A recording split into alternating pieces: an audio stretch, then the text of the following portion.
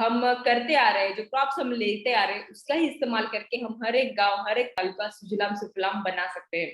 और अभी मैं ऐसे व्यक्ति को बुलाना चाहती हूँ जिन्होंने इस चीज का फाउंडेशन रखा है कि हम नंबर 1 एग्रियन इकोनॉमी फिर से बन सकते हैं, हम अगर हर एक गांव, हर एक तालुका में फोकस करें और उसको सुजलाम सुफलाम बनाए।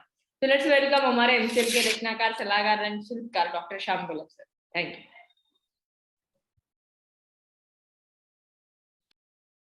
Thank you madam. दोस्तों नमस्कार, मैं डॉक्टर श्याम गोलब फिर से एक बार आपका इस ट्रेनिंग सेशन में स्वागत करता हूं। मैं आशा करता हूं कि आप सभी लोग स्वस्थ हैं और आप अपने साथ अपने परिवार का, यानी घर का परिवार और एमसीएल परिवार दोनों का ख्याल रख रहे हैं। मैं ये भी उम्मीद करता हूं कि आप सभी लोग 1 घंटा बहुत अच्छी एक्सरसाइज कर रहे हो, अपने हार्ट, अपनी लंग को मजबूत कर रहे हो और अपनी इम्यूनिटी को बढ़ा रहे हो। तो चलिए शुरुआत करते हैं आज के इस सेशन के साथ। दोस्तों, पूरे ब्रह्मांड में पृथ्वी एकमेव ऐसा ग्रह है कि जिसके ऊपर इस वायु का आवरण है, वातावरण है। और यह वातावरण हमारे इस ग्रह को इतना स्पेशल बनाता है कि इस पृथ्वी के ऊपर, हमारे इस ग्रह के ऊपर प्रकृति, जीव, दुनिया ये मुमकिन हुई है। पूरे ब्रह्मांड में कोई भी ऐसा ग्रह नहीं है कि जहां इस तरह की व्यवस्था हो। ये व्यवस्था इस तरीके से की है मानो अपने हाथों से हमारी इस प्रकृति ने, धरती मां ने इसका निर्माण किया है। हमारा जितना अंतर है सूरज से, अगर वो अंतर आप देखोगे तो नॉर्मली सूरज की किरणें इतनी आनी चाहिए कि हम यहां रह नहीं सकते। लेकिन इस वातावरण के बाहर हमारी इस मां ने एक ओजोन का लेयर तैयार किया है, जो इस पूरे जो सूरज की किरणें आती है उसको फिल्टर करके नीचे भेजता है। जितनी हमको चाहिए उतना ही भेजता है। दूसरा, हमें जो हवा लगती है, ऐसी मनुष्य को नहीं, हर जीव को जिस तरह का हवा में जो चीज लगती है, ऑक्सीजन लगता है, कार्बन डाइऑक्साइड लगता है, नाइट्रोजन लगता है, तो ये जितना लगता है उतना अच्छी तरह से, अच्छा बैलेंस में इस धरती मां ने हमारी इस धरती के ऊपर, इस ग्रह के ऊपर तैयार करके रखा है। पूरे ब्रह्मांड में ऐसा कोई ग्रह नहीं है। कुछ ग्रह ऐसे हैं कि उनके आजू बाजू हवा का आवरण है लेकिन वो वातावरण नहीं है। वह ऐसे गैसेस है, हाइड्रोजन और हीलियम, जो हम जिससे सांस नहीं ले सकते, जहां जिंदा नहीं रह सकते। हमारे यहाँ जो वातावरण है लगभग 3000 किलोमीटर का है। पृथ्वी की जो त्रिज्या या रेडियस है वो 6500 किलोमीटर है। पृथ्वी का जो परिघ है, सरकमफरेंस है, वो 24,000 से लेकर 25,000 तक है, क्योंकि पोल्स के ऊपर और इक्वेटर के ऊपर ये अलग अलग है। अभी इस पृथ्वी का अगर आप वातावरण के लेयर्स देखोगे तो सबसे पहला जो लेयर आता है उसका नाम है ट्रोपोस्फियर। ट्रोपोस्फियर यानी हमें जमीन से लेके 12 से 18 किलोमीटर तक ये जो लेयर है उसे ट्रोपोस्फियर कहते हैं। और ये सबसे इंपॉर्टेंट लेयर है क्योंकि यही वो लेयर है कि जिसमें हम सभी तरह के जो जीव है वो जिंदा रहते हैं। हमारे सभी जो क्लाइमेटिक चीजें हैं, जैसे बादल, वर्षा और ये जो गर्मी, ठंडी, ये सब कुछ इस पहले ट्रोपोस्फियर में होता है। हमारा हवाई जहाज वो जो उड़ता है वो भी इस लेयर में ही उड़ता है, 12 से 18 किलोमीटर। अगर आप देखोगे तो हवाई जहाज में हमेशा वो कहते हैं कि हम 30,000 से लेकर 40,000 फीट तक उड़ते हैं वो, और वही वो 12 से 15 किलोमीटर तक होता है। अगला जो लेयर है उसका नाम है स्ट्रेटोस्फियर, जो ये 12 से 18 किलोमीटर से लेके 50 किलोमीटर तक है। उसके आगे का जो लेयर है वो है मेसोस्फियर, यानी 50 से लेके 80 90 किलोमीटर तक है। उसके आगे का है थर्मोस्फियर, जो ये 90 किलोमीटर से लेके 800 किलोमीटर तक वो लेयर है धरती के ऊपर। अभी नॉर्मली कैसे होता है कि जैसे जैसे हम लोग ऊपर जाते हैं वैसे टेम्परेचर कम कम कम कम होता है। लेकिन ये थर्मोस्फियर, उसको थर्मोस्फियर इसलिए कहते हैं कि यहाँ टेम्परेचर बहुत बढ़ता है, बहुत ज्यादा चला जाता है। और उसके नेक्स्ट जो आखिरी हमारा जो लेयर है उसको कहते हैं एक्सोस्फियर, यानी 800 किलोमीटर से लेके 3000 किलोमीटर। दोस्तों, ये पूरा जो स्ट्रक्चर कुदरत ने बनाया है, धरती मां ने बनाया है, ये सिर्फ हमारे इधर है। अब मनुष्य ने चांद पे हम लोग कई बार गए, मंगल पे जाके आए, इतनी टेक्नोलॉजी हमने डेवलप की है, इतना रिसर्च हमने किया है, हम खुद को बहुत आगे का ये समझते हैं। लेकिन आज भी कहीं भी इसकी पुष्टि नहीं हुई कि पूरी ब्रह्मांड में कोई भी ऐसा ग्रह है जहां पानी भी है। पानी की भी पुष्टि नहीं हुई, या सिंगल कोई जीव है इसकी भी पुष्टि नहीं हुई है। और देखिए ना, इस प्रकृति ने इस तरह की ये रचना की है कि आज जो मोबाइल के ऊपर हम लोग बात करते हैं, मोबाइल के ऊपर थोड़ी कुछ वायर वगैरह नहीं होता है, और 1 सेकंड में, यानी आप यहाँ मोबाइल घुमाते हैं और वहां 1000 किलोमीटर दूर बैठा कोई आदमी इमीडिएटली आपसे बात करता है। वो भी मुमकिन होता है इस वातावरण की वजह से। यह एक स्पेशल लेयर, सेपरेट लेयर होती है जो इस ध्वनि लहर को इतने फास्ट कंडक्ट करती है, और उसका नाम है आइनोस्फीयर। 70 किलोमीटर से लेकर 300 किलोमीटर तक उसके अलग अलग 5 प्रकार है। इसीलिए तो कहीं तो लाइव कुछ तो चीज होती है किसी दूसरे देश में, और यहां हम लाइव अपनी टीवी पे देख सकते हैं। रेडियो हम लोग देख सकते हैं। और दोस्तों, इस मां ने इस धरती के ऊपर इस तरह की परिस्थिति तैयार करके रखी है, इस तरह का इकोसिस्टम तैयार करके रखा है कि चींटी से लेकर हाथी तक, और उतना ही नहीं, समुद्र में अगर कोई एक पेशीय सूक्ष्म जीव है या बहुत ही कॉम्प्लेक्स कोई ऐसा जीव है, हर जीव के लिए उनको क्या जरूरत है ना, वो मां ने अपने हाथ से किया है। और हमारी कुछ औकात ही नहीं है मनुष्य की, बिल्कुल। हम कुछ भी नहीं कर सकते। जितना जितना इस प्रकृति ने, जितना इस नेचर ने हमारे लिए किया है, जो किया है, इस पर हम कुछ नहीं कर सकते। क्या किया हमने टेक्नोलॉजी के बारे में? इनफैक्ट हम तो इस ग्रह को इस तरह से इसका इस्तेमाल कर रहे हैं, इस तरह से हम अपने एक ही ग्रह को इस तरह से उसको बर्बाद कर रहे हैं कि मानो बाजू में हमारे यहाँ 1000 पृथ्वी है, और ये छोड़ने के बाद हम ये पृथ्वी छोड़ेंगे और वहां जाके वैसे। ऐसा कुछ भी नहीं है, बल्कि एक भी ऐसा कोई ग्रह में दिखाया भी नहीं है कि वहां कुछ तो जीव सृष्टि है।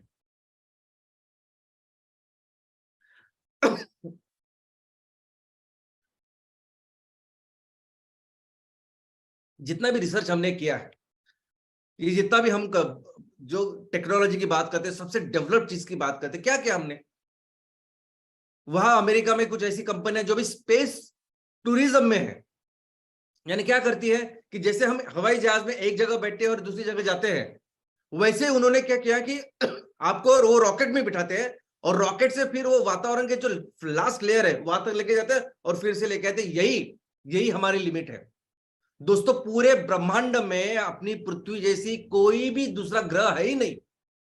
ये छोड़ेंगे, अगर इसमें कुछ हो गए तो हम रह ही नहीं सकते, और हम ही नहीं, ये सारे जीव। और ये जो दिखाते हैं ना पिक्चर में, ये पिक्चर में दिखाता है ना कि हमने ये ग्रह छोड़ा, दूसरे ग्रह पे जाके बस गए। ये अलग अलग तरह के ग्रह है, अलग अलग तरह की दुनिया है, आपस में लड़ रहे हैं, झगड़ रहे हैं। ये सब जो जो दिखाते हैं ना मूवी में, पिक्चर में, ये सब मनोरंजन है। 1% का छोड़िए, लेकिन 0.000% भी कुछ सही नहीं है।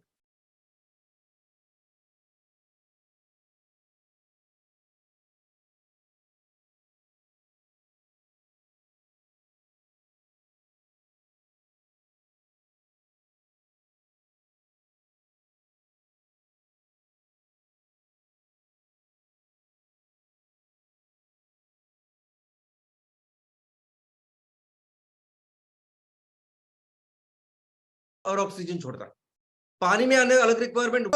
ये जो आप जिस प्रदेश में रहते हो, जिस देश में रहते हो, जिस जिले में रहते हो, जिस प्रदेश में रहते हो, वहां की हवा कैसी है, वहां की हवा कैसे है, वो ये दिखाते हैं कि आप अपने आजू बाजू की जो जो पर्यावरण है या पर्यावरण संतुलन है, इसका कितना ख्याल रख रहे हैं। ये हवा बताती है कि आप कितना ख्याल रख रहे हो इस प्रकृति का, और इस प्रकृति का एक खुद का सिस्टम है। अगर हमने कुकर्मों से इस हवा को खराब भी किया, तो प्रकृति का अपना एक सिस्टम है कि वो इस हवा को फिर से प्यूरिफाई करता है, फिर से अच्छा करके रखती है। और यही यही अच्छा करने के लिए, इस हवा को फिर से शुद्ध करने के लिए, तो उसने इस पृथ्वी के ऊपर 71% पानी बनाया। इसलिए उसने इस पृथ्वी के ऊपर जंगल बनाए, ताकि अगर हमने कुछ खराब गंदगी भी की तो भी वो साफ करे और फिर से शुद्ध हवा हमें लाके रखे। लेकिन अगर हमारे यहाँ हवा स्वच्छ नहीं है, तो इसका मतलब हमने इस प्रकृति की व्यवस्था के साथ भी खिलवाड़ किया है, उसको भी डैमेज करके रखा है। हम अपने डेवलपमेंट के नाम पे ये जंगलों को काट रहे हैं, एक जगह पे पानी खराब कर रहे हैं और हवा को प्रदूषित कर रहे हैं। दोस्तों, आज भारत के सामने, हमारे देश के सामने सबसे गंभीर समस्या पर्यावरण को लेकर अगर कोई है, तो वह है हवा का प्रदूषण, एयर पोल्यूशन। बिना हवा के हम 1 मिनट भी जिंदा नहीं रह सकते। और ये हवा, इसको हमने इतनी बुरी तरह से खराब करके रखा है कि आज पूरी दुनिया में एयर पोल्यूशन में हम नंबर 1 है। पूरी दुनिया में एयर पोल्यूशन की वजह से जितने मौतें होती है, जितने लोग मरते हैं, सबसे ज्यादा लोग आज भारत में मर रहे हैं। एयर पोल्यूशन जैसी एयर जिस जिस जिस तरह जिस जगह पे आप रह रहे हैं, वहां की जो हवा है वो ये दिखाती है कि वहां कितने बड़े पैमाने में हम जीवाश्म ईंधनों को जला रहे हैं। हम उस पावर प्लांट को कितने खराब क्वालिटी का कोल का हम लोग इस्तेमाल कर रहे हैं। हम कैसे हमारे शहरों का कचरा, गांव का कचरा, बायोमास, हम इसको ऐसे ही जला रहे हैं और इस हवा को और बर्बाद और खराब करते जा रहे हैं। और यही यही रिजल्ट है कि हम पूरी दुनिया में जो सबसे खराब ऐसे 50 जो शहर है प्रदूषण में, सबसे खराब दुनिया में जो 50 शहर है, उसमें से 39 भारत के हैं। जो पहले 20 शहर है जो सबसे खराब, सबसे प्रदूषित है, उसमें से 13 भारत के हैं। रिपोर्ट तो यह कहता है कि भारत में जो लोग रहते हैं, जिनको मिनिमम जो अच्छी शुद्ध हवा मिलनी चाहिए, जो स्टैंडर्ड है, बहुत अच्छी तो छोड़ दीजिए, जो स्टैंडर्ड है उस स्टैंडर्ड के नीचे 92% लोग रहते हैं भारत के। 92%। अभी हमारे यहाँ जो ग्रामीण जनता है, आधे लोग हमारे गांव में रहते हैं। अगर आप कहते हैं कोई प्रदूषण सिर्फ होता है उस गाड़ियों की वजह से, प्रदूषण सिर्फ होता है कंस्ट्रक्शन की वजह से, तो गांव वाले जो लोग हैं वो क्यों ऐसे इस कंडीशन में रह रहे हैं?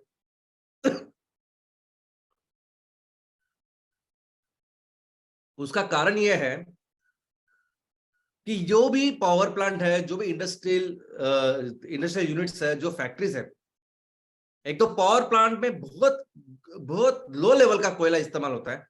इंडस्ट्री वालों का काम होता है कि पैसे बचाना और प्रॉफिट ज्यादा करना, इसलिए वो बहुत ही लो क्वालिटी का ईंधन का इस्तेमाल करते हैं।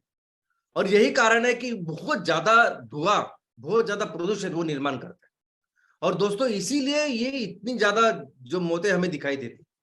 लेकिन ये सिर्फ मौत या डेथ जो वो लास्ट चीज है। एक जब डेथ होती है तो ऐसा समझिए कि उसके पीछे 50 से 100 लोग ऐसे होते हैं कि उनको अलग अलग बीमारियां होती है।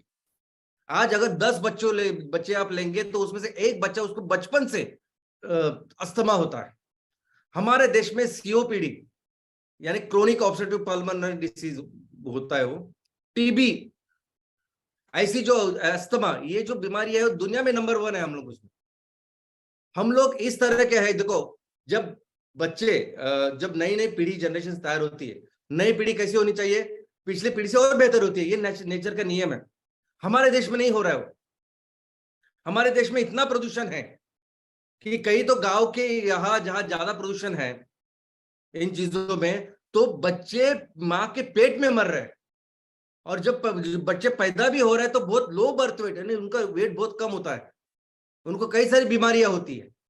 और ये सब कुछ ये हो रहा है इस एयर पोल्यूशन की वजह से। और दोस्तों, अभी एयर पोल्यूशन यानी इस एयर में, इस हवा में क्या क्या गंदगी है, तो हर प्रदेश में अलग अलग तरह की गंदगी हो सकती है। लेकिन पूरी दुनिया के लिए एक इंडेक्स बनाया गया है। एक इंडेक्स यानी ताकि हम देख सके कि कौन से शहर, कौन सा देश इस एयर पोल्यूशन में कितना आगे, कितना पीछे, ऐसा सब कुछ है। और ये जो इंडेक्स है उसे कहते हैं एयर क्वालिटी इंडेक्स, AQI। और इसके पैरामीटर, इसमें क्या देखा जाता है हवा में, वो आपके सामने है। सबसे पहले तो particulate matter 10, particulate matter 2.5 micron.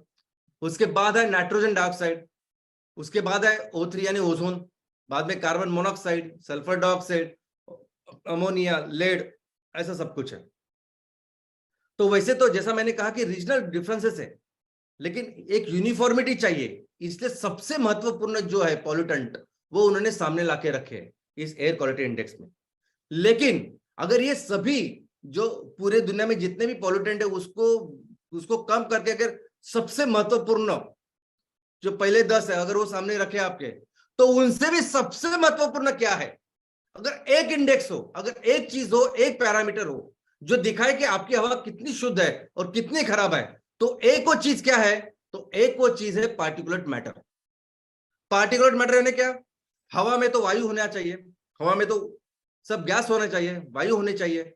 अगर उस हवा में घनरूप पदार्थ है, धूलिकण है तो उसे कहते हैं पार्टिकुलेट मैटर। और सबसे इंपॉर्टेंट क्या है कि उसका साइज, उस पार्टिकुलेट मैटर जो है वो क्या साइज में वो देखते हैं। तो एक तो साइज है 10 माइक्रोन का और दूसरा है 2.5 माइक्रोन का। लेकिन अगर एक सिंगल पैरामीटर अगर आपको कंसीडर करना है तो सबसे इंपॉर्टेंट है ये पार्टिकुलेट मैटर है धूलिकण। कौन से साइज के? 2.5 माइक्रोन। ये माइक्रोन क्या होता है? तो हमारा ये जो बाल है, ये बाल का जो डायमीटर है वो 50 से 70 माइक्रोन है। यानी एक बाल से आप अगर काटेंगे तो 8 से 10 माइक्रोन के आपके अलग अलग पार्टिकल तैयार होंगे, इतनी सूक्ष्म। लेकिन उससे भी सूक्ष्म होते 2.5 माइक्रोन वाले। यानी एक जो बाल है उसको ऐसे कट करेंगे तो उससे 20 से लेके 40-50 ऐसे छोटे छोटे छोटे छोटे ऐसे धूलिकण तैयार होते।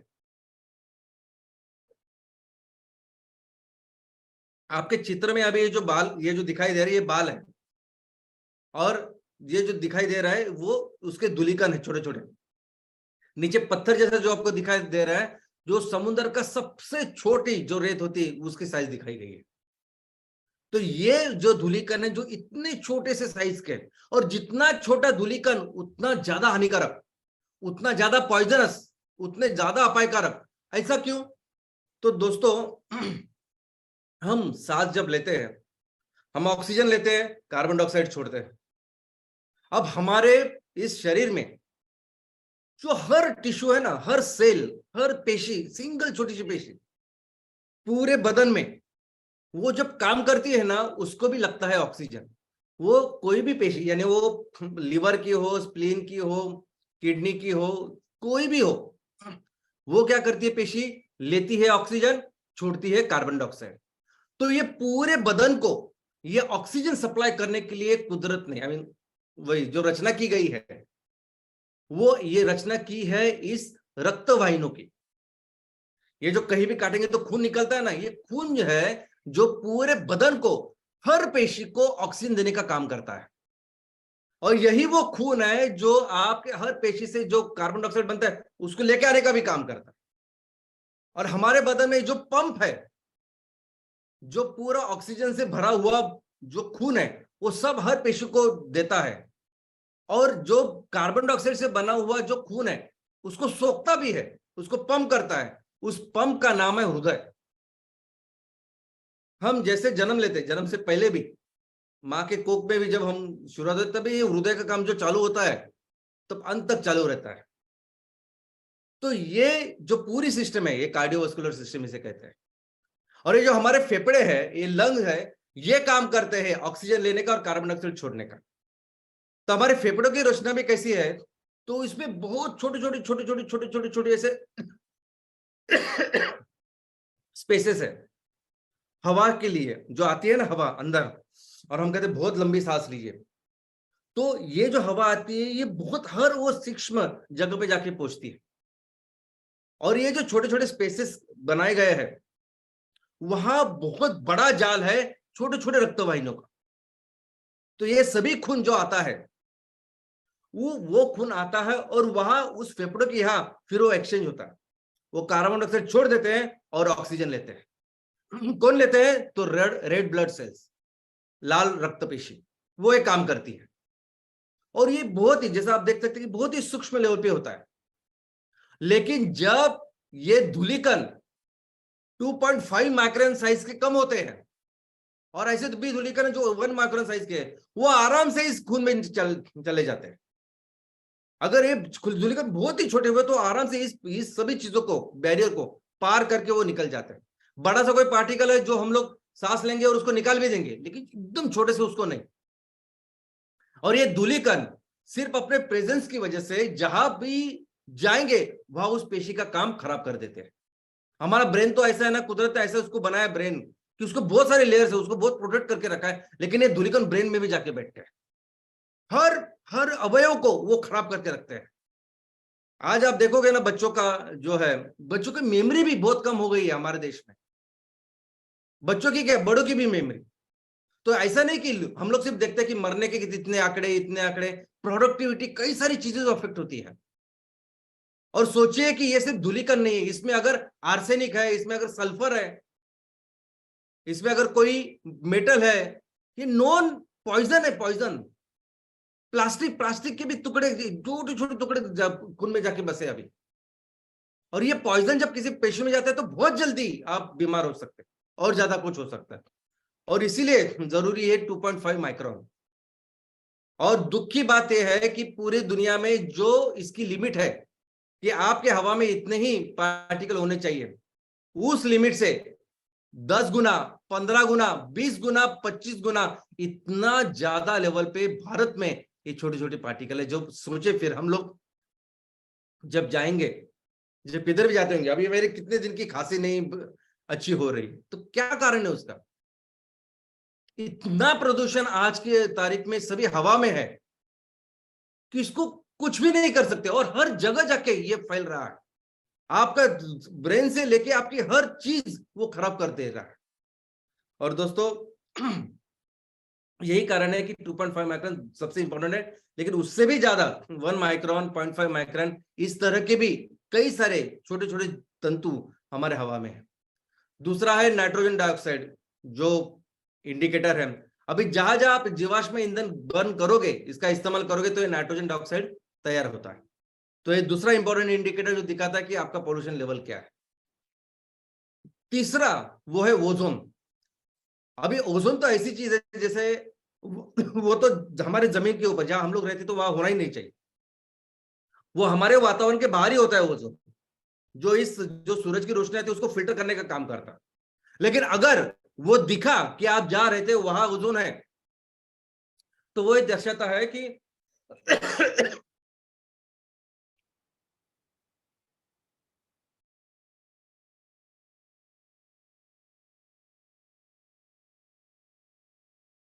तो ये ओजोन ये दर्शाता है कि आपके यहाँ पोल्यूशन का लेवल बहुत ही ज्यादा है। क्योंकि ये कब तैयार होता है? आपके यहाँ जमीन के ऊपर जब बहुत ज्यादा जीवाश्म ईंधन आप जलाते हो, एनॉक्स का निर्माण करते हो, बहुत ज्यादा बायोमास कचरा वहां जलाते हो, वोलाटाइल जो लिक्विड वोलाटाइल से उसको तैयार करते हो, और ये वोलाटाइल मैटर और ये एनॉक्स वो मिलके बनाते हैं O3 यानी ओजोन। तो ओजोन इसलिए वहां दिखाया गया है कि अगर आपके यहाँ ओजोन दिखता है हवा में, तो समझ लेना कि आपके यहाँ बहुत ज्यादा, बहुत बड़े लेवल का प्रदूषण है। नेक्स्ट है सल्फर। सल्फर तो ऐसी चीज है कि जिसके ऊपर पूरी दुनिया की नजर है।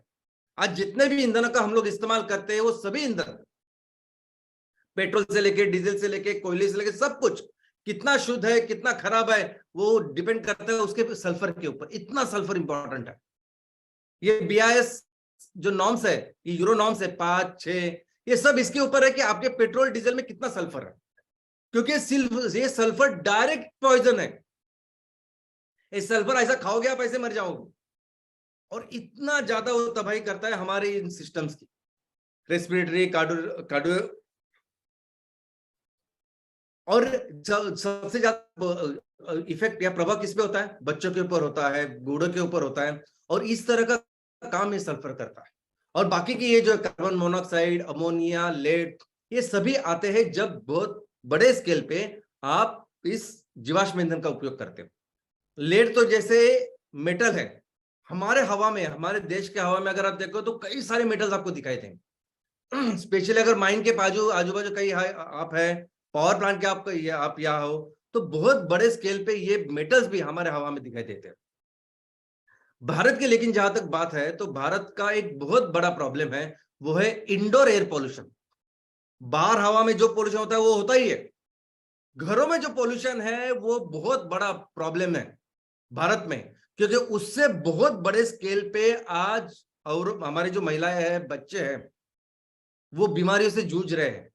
बहुत बड़े स्केल पे डेथ्स हो रही है इंडोर एयर पोल्यूशन की वजह से।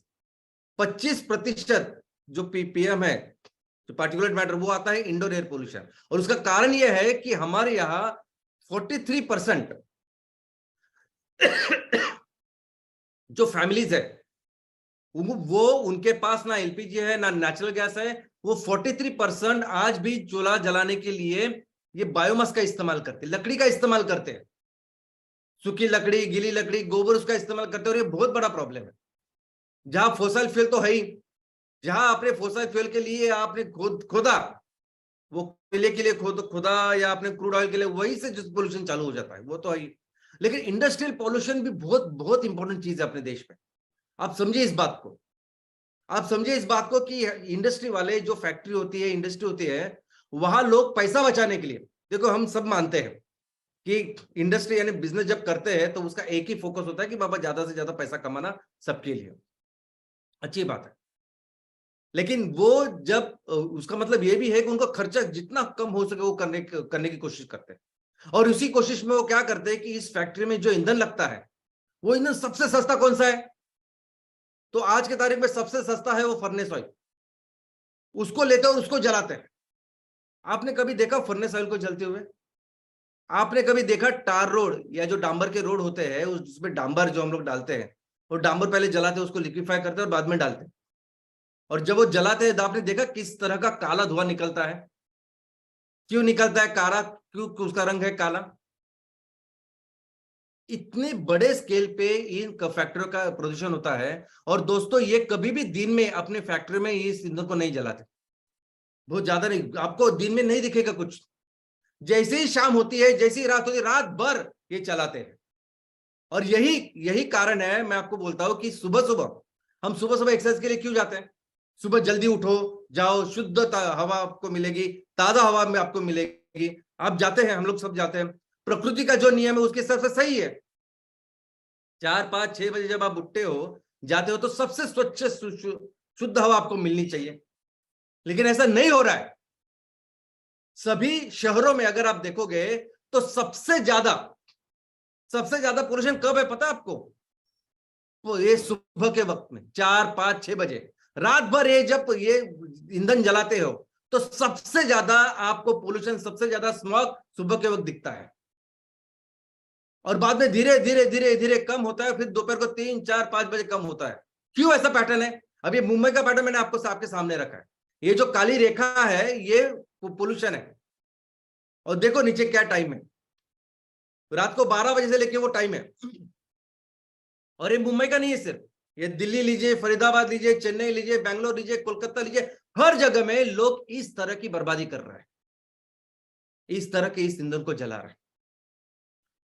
और यही कारण है कि आज पूरे इस 2022 में हम 5वें स्थान पे थे पोल्यूशन के।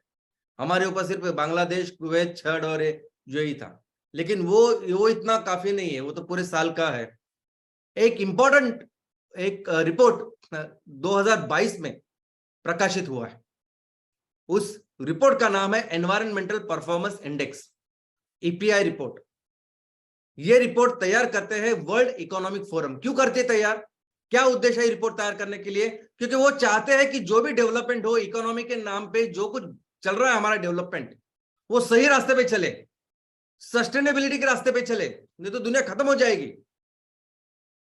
तो एक तरफ जब डेवलपमेंट करनी है तो उसको सस्टेनेबिलिटी, शाश्वत जो है वो भी देखना पड़ेगा ना। इसके लिए वर्ल्ड इकोनॉमिक फोरम, बस इसी के लिए इस इंडेक्स का निर्माण किया है उन्होंने। ये ग्लोबल रेटिंग इंडेक्स है।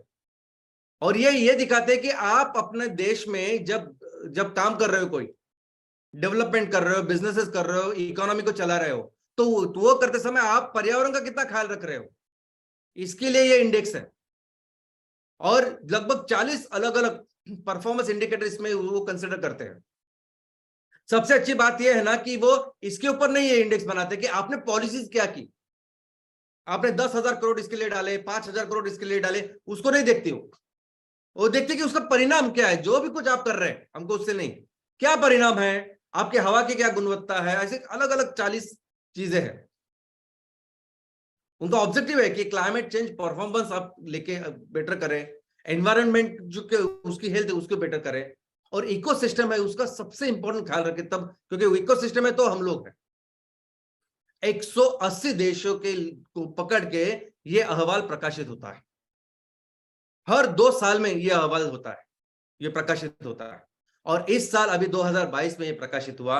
और इसका रिजल्ट ये है कि 180 देश में सबसे बॉटम में अगर कोई देश है तो वो है भारत। हमारे आजू बाजू के जितने भी देश है, छोटे से लेके बड़े से लेके कोई भी, वो हमसे ऊपर है। इतना एनवायरनमेंट परफॉर्मेंस में हम ऐसे हमें आखिरी है। तो सोचिए क्या परिस्थिति है। और दोस्ती यही है कारण कि हमने इस एमसीएल की स्थापना की है। यही चेंज करना है हम। पहले बहुत सारे साल हमने तो एनजीओ जैसे काम किया, मैंने, मेरी टीम ने, और बाद में जब बिजनेस का निर्माण किया, इसीलिए इसको चेंज करने के लिए ही हमने एमसीएल की स्थापना की। ये प्रॉफिट करना, ये वैल्यूएशन करना, कंपनी को बेच के बहुत सारे पैसे कमाना, ये बिल्कुल हमारा मकसद नहीं है। इसके पीछे हमें पता ही है क्या, इनफैक्ट और ये पिछले 20 सालों में हम लोग देख रहे हैं कि ये परिस्थिति और गंभीर दिन ब दिन होती जा रही है और हमको कंपलसरी इसको बदलना है। अभी क्या कारण है कि इसके वजह से एयर पोल्यूशन होते हैं, हमने देखे। अब ये दिल्ली के कारण है अलग अलग, वैसे हर सिटी के आपके अलग अलग कारण है। ऑफकोर्स जो ग्रॉस है, बायोमास फार्मिंग, कोयला, ईंधन, यही सब कुछ है। लेकिन जो 2.5 माइक्रोन वाला चीज है कि जिसकी वजह से हम लोग डायरेक्टली, और हम भी और बाकी के पशु भी, तो उसमें से अगर आप देख सकते हैं तो 25% कारण क्या है, घरेलू कारण है। 19% कारण क्या है जिसकी वजह से इतनी बीमारियां हो रही है, तो वो है बायोमास बर्निंग, वो कचरा जो हम लोग जलाते हैं वो। 24% है जो पावर प्लांट और इंडस्ट्रियल सब कुछ, और 13% ट्रांसपोर्ट और बाकी के काम।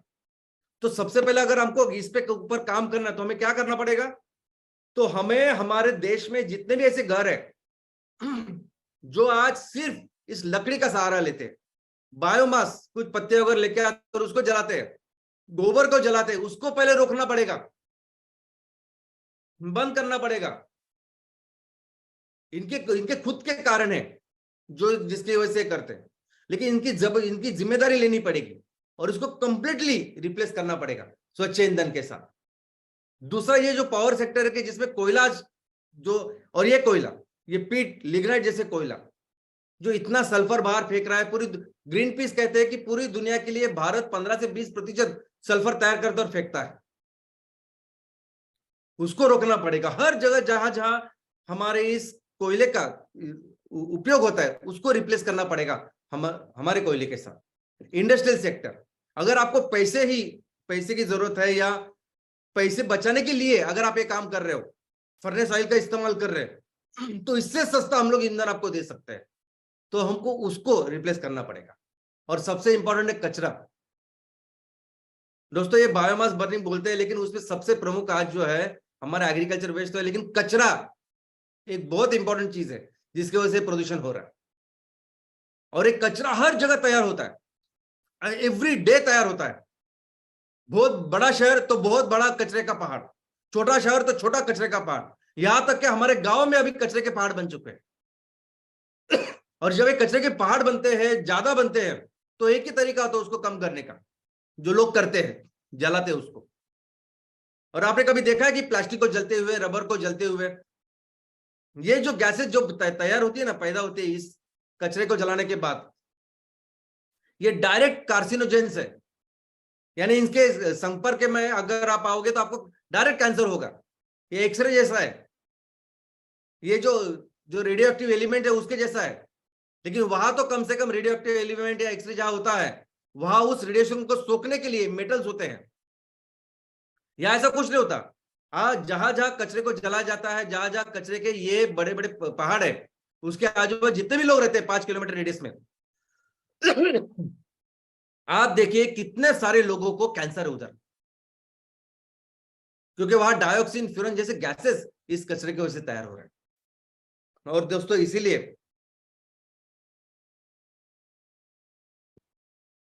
पहला सॉल्यूशन हम लोग लेके आ रहे हैं दुनिया के लिए, और वो है एमकोड।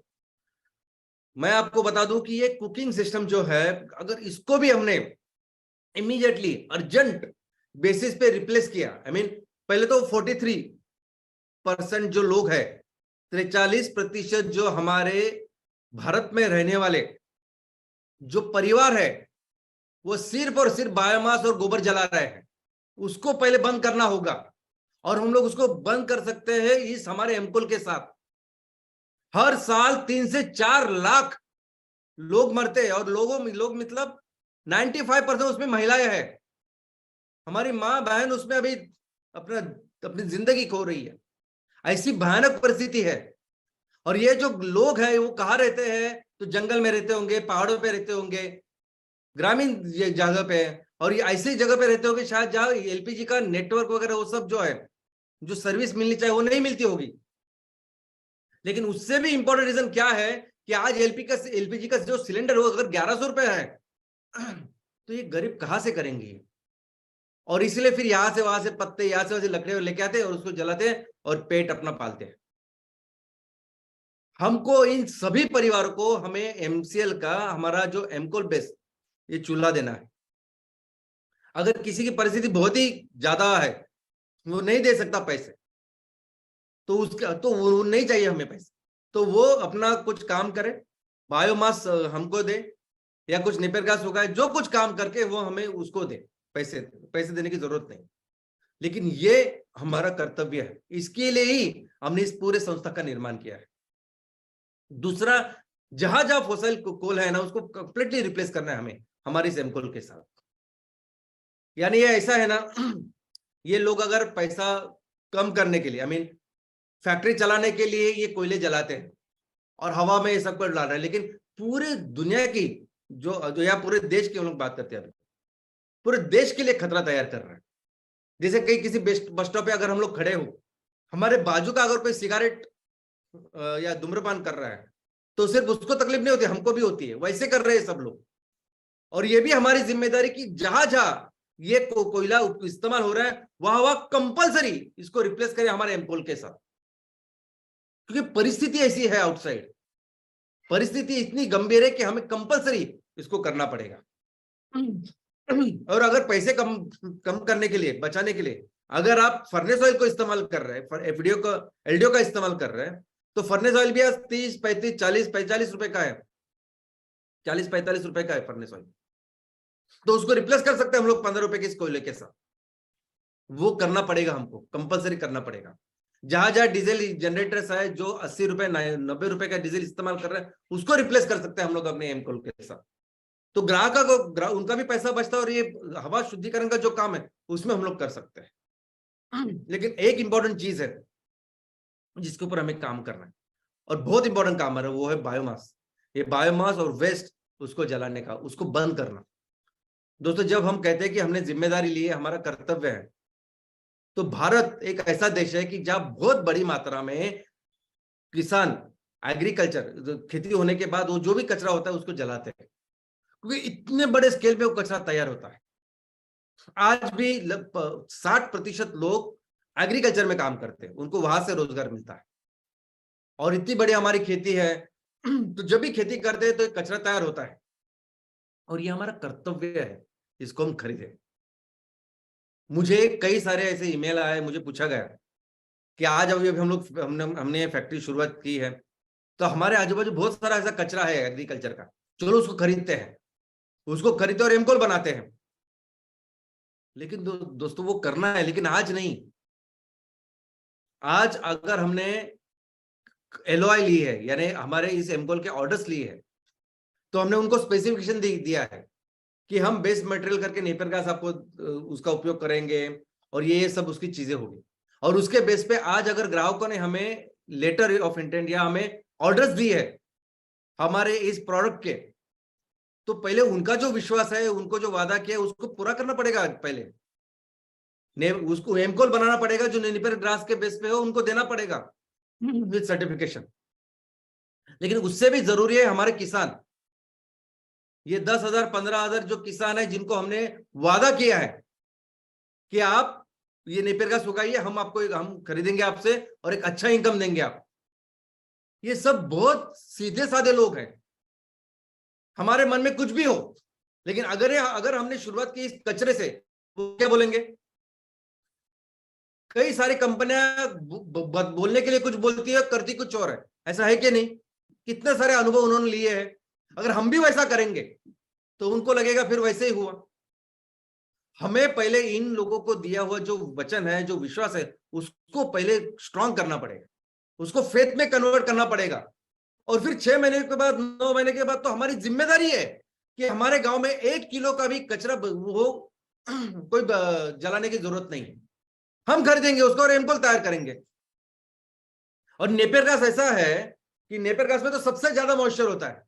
बाकी पूरी दुनिया जो काम करती है, बायोमास ब्रिकेट बनाती है, वो ड्राई बायोमास पे करती है, वेट बायोमास पे कोई नहीं काम करता। वेट बायोमास तो ऐसे ही सड़ता है, जलाते हैं, जो कुछ करते हैं वो। सूखा अगर बायोमास है तो लोग खरीदते हैं, इसको नहीं, हम सभी खरीदेंगे। नेपियर घास में 80% मॉइस्चर होता है, उससे भी ज्यादा होता है, हम खरीदेंगे। उसके लिए ही हमने इस संस्था का निर्माण किया। हम ये काम करेंगे कि हमारे गांव में किसी कोई भी ये 6-9 महीने के बाद कोई भी कुछ जलाएगा। और दूसरा, ये शहर गांव में अभी जो कचरा हो रहा है मानव निर्मित, ये जो हमारा म्यूनिसिपल सॉलिड वेस्ट है, इसको जो जलाने का काम कर रहा है, उसको एक ही उसका सोल्यूशन है, रिसाइकलिंग। कचरे का हर पार्ट रिसाइकल होना चाहिए, यही प्रकृति का नियम है। प्रकृति हर चीज को रिसाइकल करके हमारे लिए लाके रखती है। आपको पानी चाहिए तो पानी का रिसाइकल करके देती है, हवा चाहिए तो हवा का रिसाइकल करके देती है। यहां तक कि अगर खाद में कोई भी छोटा न्यूट्रॉन भी हो, कैल्शियम हो, मैग्नीशियम हो, नाइट्रोजन हो, हर चीज को रिसाइकल करती है और बार बार हमें देती है कि लीजिए आपको जरूरत है इसकी। हमको भी वैसा करना पड़ेगा। हर जहां जहां ये कचरा तैयार होता है उसको कंपलसरी रिसाइकल करना पड़ेगा, हर चीज को रिसाइकल करना पड़ेगा। और जो आज की व्यवस्था है, आज शहरों में, गांव, ग्राम पंचायतों में भी अगर आप देखोगे तो हर जगह से कचरा हम लोग लेते हैं, कचरे का संकलन करते और एक जगह लाके रखते। इस कचरे को रिसाइकल के लिए करना पड़ेगा इसका वर्गीकरण। प्लास्टिक का रिसाइकल करना तो प्लास्टिक ही चाहिए, रबर का रिसाइकल करना तो रबर ही चाहिए, जूतों का तो सिर्फ जूते ही चाहिए। लेकिन ये सब कचरा जब इकट्ठा होता है तब वर्गीकरण नहीं कर सकते हम। एक ही तरीका है, इसका वर्गीकरण करना पड़ेगा जहां ये तैयार होता है, जहां ये कचरा पैदा होता है, घर में, होटल में, इंडस्ट्रीज में, जहां जहां ये कचरा तैयार होता है वहां इसका वर्गीकरण करना पड़ेगा। वही एकमेव तरीका है। और अगर आपको लगता है ऐसा नहीं हो सकता तो ऐसा हो सकता है, ये करते हैं हम। आपको इस कचरे में कभी न्यूज़पेपर, अखबार नहीं दिखाई देगा। ये अखबार को 2-2 महीने रखते हैं ना हम लोग घर पे, 2 महीने के बाद कितने पैसे मिलते हैं हमको? 100 रुपए शायद। 100 रुपए के लिए 2 महीने उसको संभाल के रखते हैं। ये जो कचरा हर दिन तैयार हो रहा है ना, इसको हर दिन लेके जाने की जरूरत नहीं है। हर दिन तो वही सिर्फ कचरा लेके जा सकते हैं जो सड़ता हो, जो खराब होता है 12 घंटे के बाद। और अगर शहरों में रह रहे हो, आपको पता है कि बायोगैस वहां यूनिट नहीं लगा सकते, तो कंपोस्ट लगा देंगे, खाद तैयार करेंगे, जो कुछ है वो। लेकिन कोई भी कचरा वहां लेके जाने की जरूरत नहीं, जब पहाड़ के यहाँ। और बाकी के जो भी कचरे हैं उसको भी थोड़ा सा इकोनॉमिक वैल्यू देते हैं ना। हर तरह का कांच है, कांच हो गया, ई वेस्ट है, ये कपड़े हैं हमारे, ये खराब जूते हैं आपके। कोई भी चीज लगती है कि जो कचरा करके जाता है आज कचरे की तरह, लोगों को बोल सकते हैं हम कि आप इसको सिर्फ संभाल के रखिए, हफ्ते में एक बार लेके हम लोग लेके जाए। हफ्ते में एक बार बहुत अच्छी बात है। और हो सकता है कुछ ऐसे कचरे हो जो 3-4 दिन के बाद आते हैं।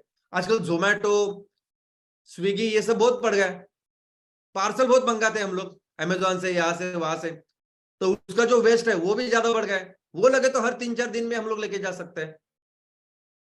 यही तरीका है, क्योंकि दुनिया में एक ऐसा शहर है जो जीरो वेस्ट के लिए जाना जाता है, और वो शहर है जापान में। और उनका यही तरीका है। उन्होंने उनके शहर में 1500 परिवार है, और उस 1500 परिवार से जो कुछ कचरा निकलता है ना, उसका वर्गीकरण उन्होंने 54 अलग अलग चीजों में किया है, हेड के ऊपर किया है। ये गीला और सूखा से कुछ नहीं होगा। सिर्फ गीले में सही डालिए और सूखे में डालिए, आपको पता है गीले में क्या क्या होता है, कुछ नहीं होगा उससे। और सूखे से भी ऐसा कुछ नहीं। उनको हर चीज, यानी छोटी छोटी भी अगर चीज है, मेटल का भी कुछ है, यानी बॉटल का ऊपर का जो ढक्कन होता है वो भी अगर है, तो उसके लिए भी उसमें व्यवस्था है, जो भी लगता है उसकी व्यवस्था है। और वो वही तरीका है दोस्तों। हमें भी अपने शहरों में, गांव में जो कुछ, हमें एक तो हमें जिम्मेदारी लेनी है कि हम जिस ग्राम पंचायत में काम करेंगे, जिस वार्ड में काम करेंगे, हम उसको जीरो वेस्ट बना के रखेंगे। तो हमारे यहाँ कौन सी चीजें हैं, क्या क्या इस्तेमाल करते हैं लोग, तो वैसा वर्गीकरण करेंगे। और वही एक तरीका है जीरो वेस्ट करने का। तो हमारे ये ग्राम पंचायत लेवल के जितने भी एंटरप्रेनर है, उद्योजक है, और हमारा जो प्रोजेक्ट है एयर पोल्यूशन को देखें, तो हमारा सबसे इंपॉर्टेंट जो फोकस है कि अपने गांव में जितने भी लोग हैं ऐसे लोग कि जो आज बायोमास का इस्तेमाल कर रहे हैं चूल्हा जलाने के लिए, कंपलसरी उनको देना है हमको एमकोल का चूल्हा, कंपलसरी कर्तव्य है हमारा, जिसके लिए हमने शुरुआत की। ऑफ कोर्स आने वाले दिनों में तो पूरा एलपीजी भी हमको रिप्लेस करना है, लेकिन पहला प्राथमिक कर्तव्य वो है। और दूसरा, हमारे गांव में कोई भी कचरा, कोई भी ये जो बायोमास का वेस्ट है वो जलना नहीं चाहिए। खरीदेंगे हम उनको, ये फैक्ट्रियां चालू करेंगे, नेपर गैस के ऊपर इसको चलाएंगे थोड़ी दिन, और बाद में जो लगेगा, एक बार हम लोग एस्टेब्लिश हो गए और लोगों को बताया कि देखो हम बता के करेंगे सब कुछ जो कुछ है वो, हम किसी का विश्वास नहीं ब्रेक करेंगे। तो उस तरह का हर ग्राम पंचायत में हर हमारा एंटरप्रेन्योर ये काम करेगा।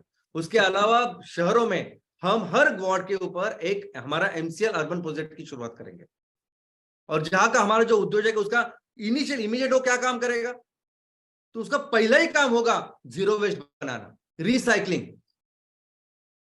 और हर वो चीज जो मिलती है कचरा करके, एक रिसोर्स है, उसको किसी रिसाइकलिंग इंडस्ट्री के साथ टाइप किया जा सकता है, हम लोग कुछ रिसाइकल के यूनिट डाल सकते हैं और उसको बेच सकते हैं, वैल्यू एडिशन कर सकते हैं, एक अच्छा पैसा उसको, एक अच्छा इनकम उनको सिर्फ इसी एक्टिविटी से उसको मिल सकता है। यानी समझे जैसे कबाड़ी वाला होता है, वो क्या करता है, रद्दी लेता है, प्लास्टिक लेता है, ये लेता है और अच्छे दाम पे बेचता है, वैसे ही आपको करना है ना।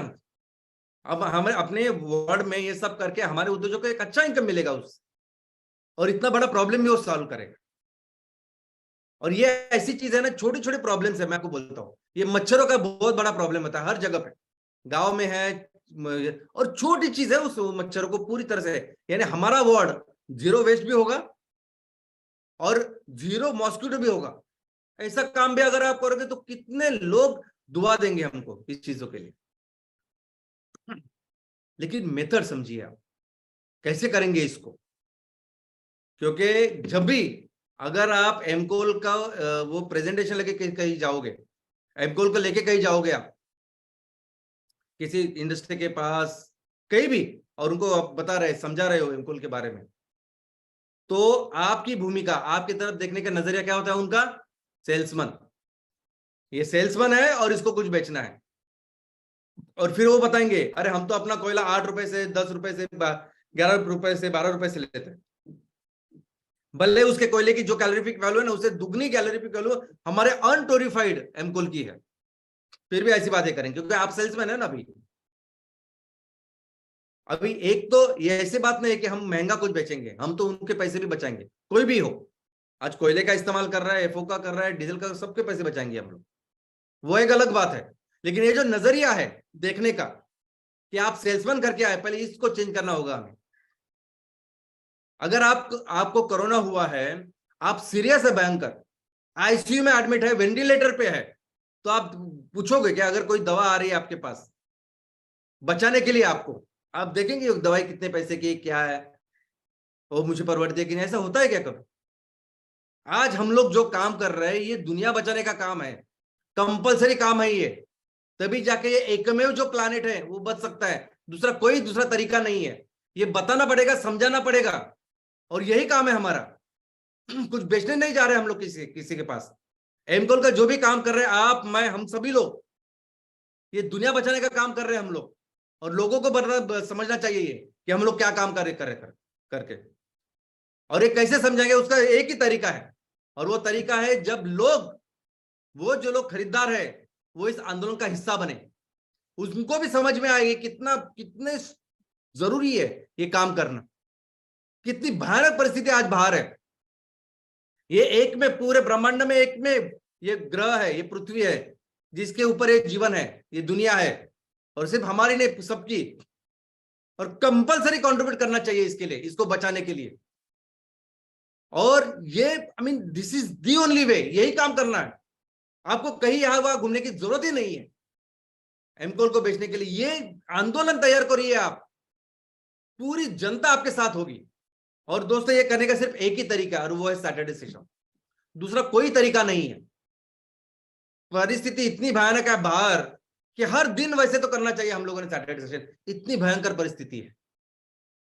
लेकिन मैं कहता हूं हफ्ते में एक बार अपने इस ग्रह के लिए, अपने इस दुनिया के लिए, पृथ्वी के लिए, इस हवा के लिए, गांव के लिए आपको खड़ा होना चाहिए।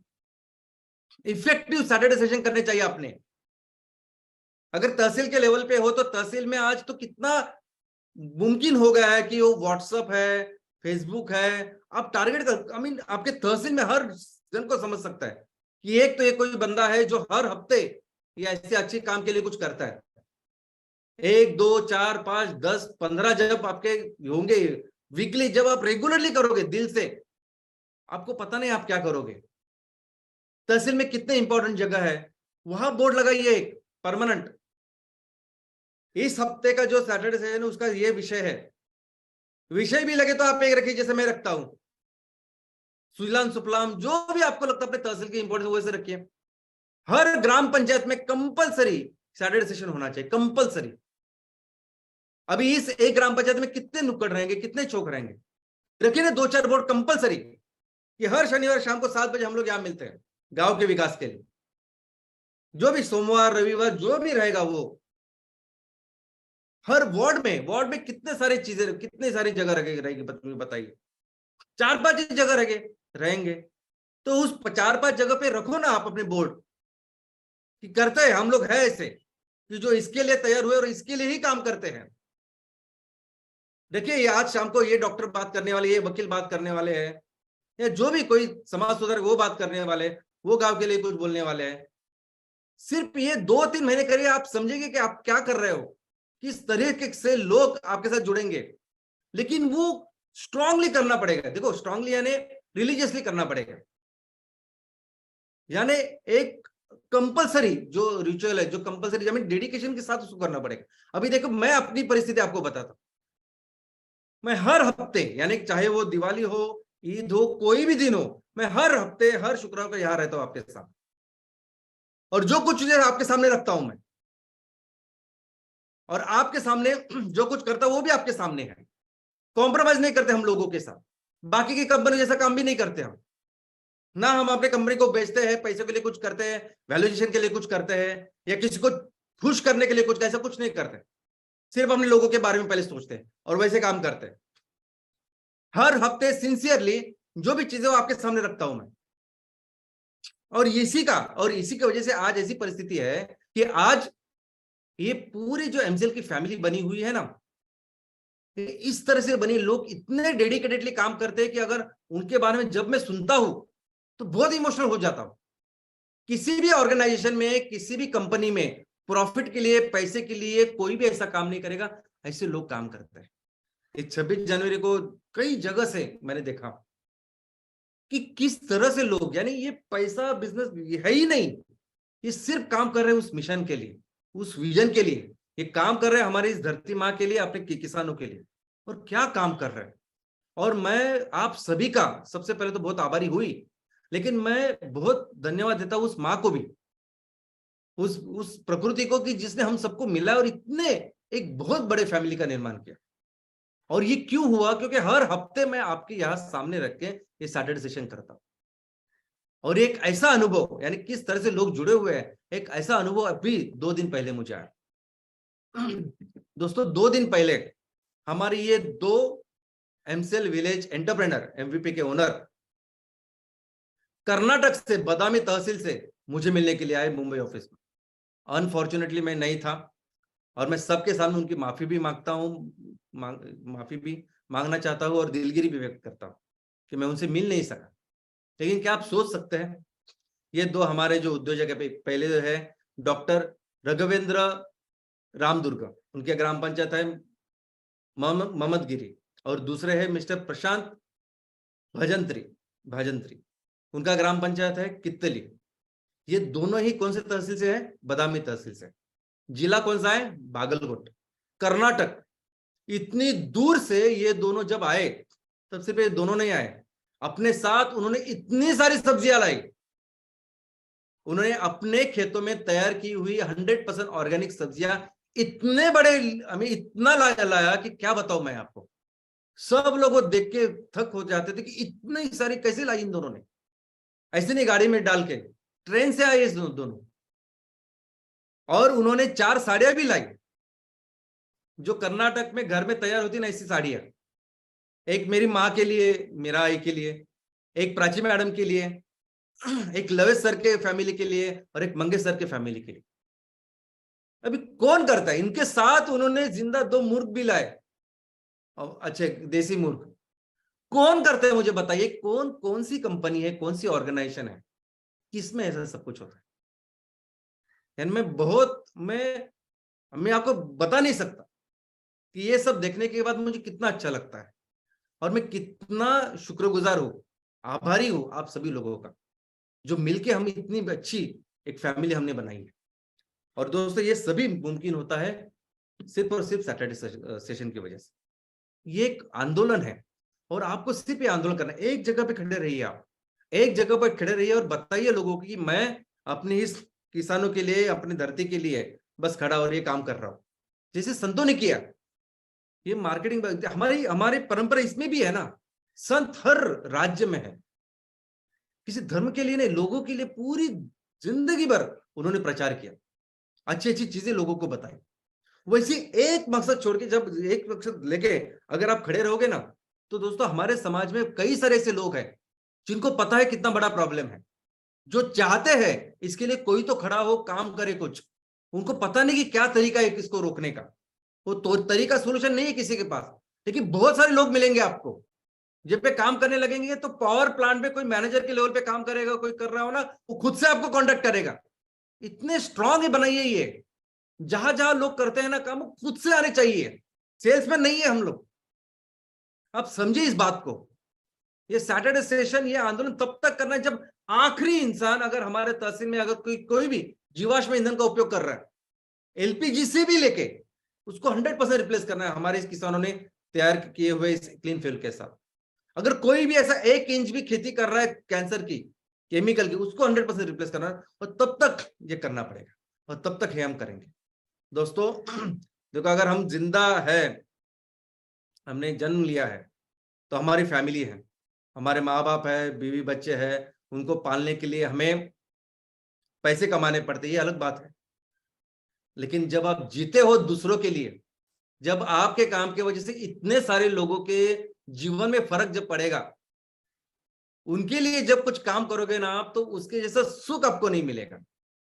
और ये सिर्फ लोगों के लिए नहीं है। मैं तो हमेशा देखो, जब प्रकृति की तरफ आप देखेंगे, कई सारे बेजुबान जानवर है ना, कौन उसका ख्याल रखेगा? और अगर हम लोग ऐसा कुछ काम कर रहे हैं कि उनके भी काम आ रहे हैं, उनके लिए कुछ अच्छा काम करें, तो हमारा जीवन ही सफल है। मैं तो कहता हूं ना, ये बहुत बड़ा अवसर ये माँ ने हमको दिया, ये प्रकृति ने हमें दिया, दूसरे के लिए कुछ अच्छा करने की। आपको दिया है, मुझे दिया है, हम सबको दिया है, और इसको दिल लगाकर करेंगे ना, तो सफल हो जाएगा हमारा जीवन। तो मैं चाहता हूं कि मिलके हम इसे करें, मिलके ये पूरी जो परिस्थिति है आज पोल्यूशन की वजह से, एयर पोल्यूशन की वजह से जो भारत की है, उसको पूरी तरह से हम लोग बदल के रखेंगे। धन्यवाद, थैंक यू।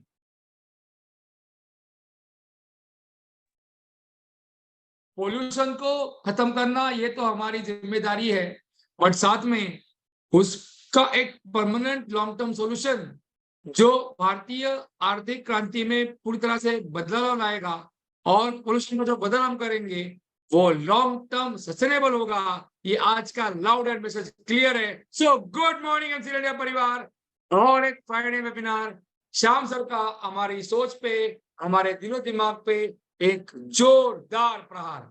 जी हाँ, श्याम सर आज अपने कितनी बारीकी से और एक बार समझाया कोयले का प्रदूषण, उसके बाद हमारा सोल्यूशन, हमारा एमकोल, सैटरडे सेशंस, ये सारी यंत्रणा जो सबसे पहले हमारे दिल में, हमारे जहन में बहुत स्ट्रांगली पैदा होना जरूरी है, और उस थॉट को हमें आगे प्रैक्टिकली बढ़ाना है। जैसे आपके सामने देख रहा है कि विवेकानंद जी कहा, alone who live for others and the rest are more dead than alive.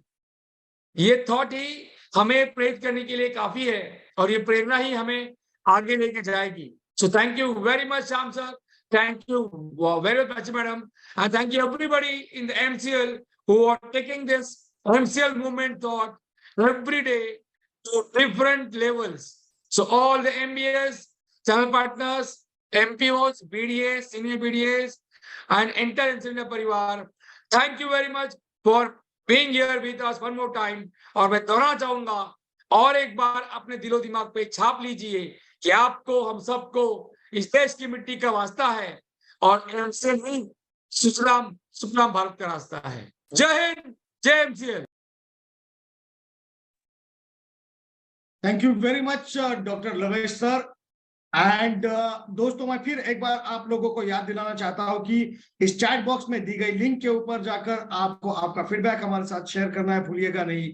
And शुक्रिया अदा करना चाहूंगा प्राची मैडम का, जिन्होंने आज इस साल जो हम मिलेट ईयर सेलिब्रेट कर रहे हैं उसके बारे में बताया। और मेरे पास अब शब्द नहीं है एक्चुअली शुक्रिया अदा करने के लिए डॉक्टर श्याम सर का, बिकॉज जिस प्रकार से उन्होंने आज का ये सेशन हमारे सामने रखा है, हमें इस बात के लिए हमें मजबूर किया है कि हमें हमारी पर्यावरण का, हमारी धरती माँ का, इस ग्रह की हमें जिम्मेदारी लेनी है। और यह जिम्मेदारी हम बड़ी आसानी से ले सकते हैं, बस हमें पहला कदम उठाना होगा। जी हाँ दोस्तों, आप सभी के उस विश्वास के साथ हम आगे बढ़ेंगे और इस ग्रह को, हमारी धरती माँ को बचाएंगे। तो इसीलिए शुक्रिया, thank you very much Shyam sir. And शुक्रिया मैं अदा करना चाहूंगा हमारे सारे प्राइम बीडीए, हमारे MVP, हमारे सारे MPO MBS चैनल पार्टनर और हमारे सभी स्टेक होल्डर्स, हमारे परिवार के सभी हिस्सेदार। तो दोस्तों, आप सभी का दिल से शुक्रिया। और फिर एक बार मैं आप सब लोगों को याद दिलाना चाहता हूं कि दोस्तों, आप अपना और अपने पूरे परिवार की सेहत का ख्याल रखिए और इसी प्रकार से हमारे साथ बने रहिए, क्योंकि अब इस आंदोलन की शुरुआत हो चुकी है और इस धरती को बचाने की जिम्मेदारी अब हमने अपने कंधों पर ली है। तो धन्यवाद दोस्तों। इसी के साथ मैं मंगेश शेलार ये घोषित करता हूं कि आज का ये वेबिनार, आज का ये ट्रेनिंग सेशन यहीं पर समाप्त हुआ। धन्यवाद।